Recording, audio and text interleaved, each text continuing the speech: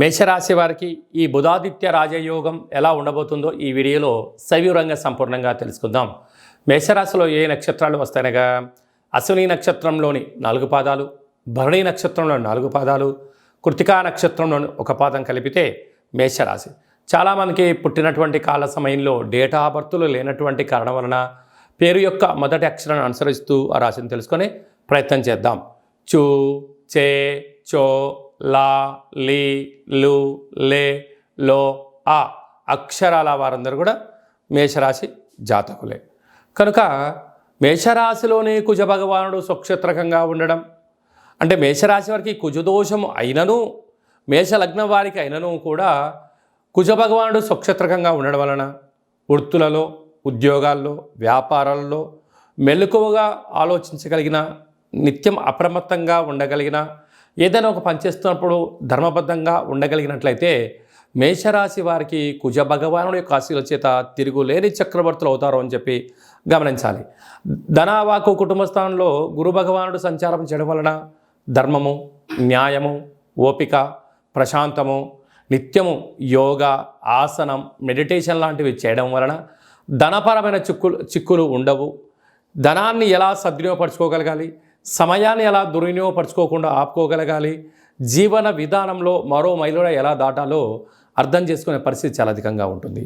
తృతీయంలో రవి భగవానుడు, బుధ భగవానుడు స్వక్షేత్రకారకుడు అవ్వడం వలన ఏడాది తర్వాత రవి భగవానుడు బుధుడితో కలిపి మిథున రాశిలో సంచారం చేయడం అనేది చాలా యోగదాయకం అని చెప్పి గమనించగలగాలి.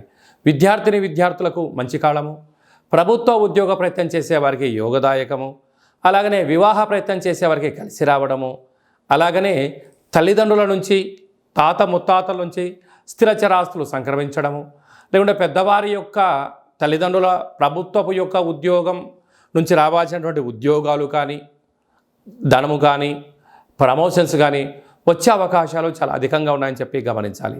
6వ స్థానంలో కేతు సంచార స్థితి ఉండడం వలన దూర, వాయు, జల ప్రయాణాలు చేసేటప్పుడు ఎన్నో రకాలమైనటువంటి ఆలోచన, అతివేగం పనికిరాదు, మౌనం అనేటువంటిది ఆయుధంగా ఉండగలిగినట్లయితే అన్నింటా విజయం మీ సొంతం అవుతుంది.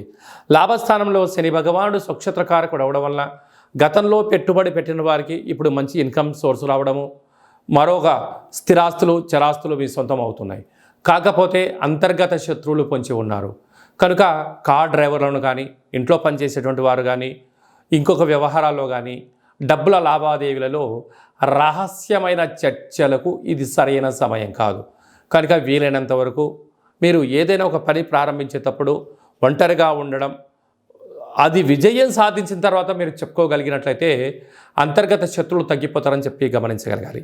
హోటల్ వ్యాపారాలు, సాఫ్ట్వేర్, హార్డ్వేర్ ఉద్యోగస్తులు, వృత్తి, స్వయం వృత్తులు, సేవా రంగాలు, వ్యాపార కార్యక్రమాలు చేసేవారందరికీ ఇది చాలా మంచి కాలము అని చెప్పి గమనించాలి.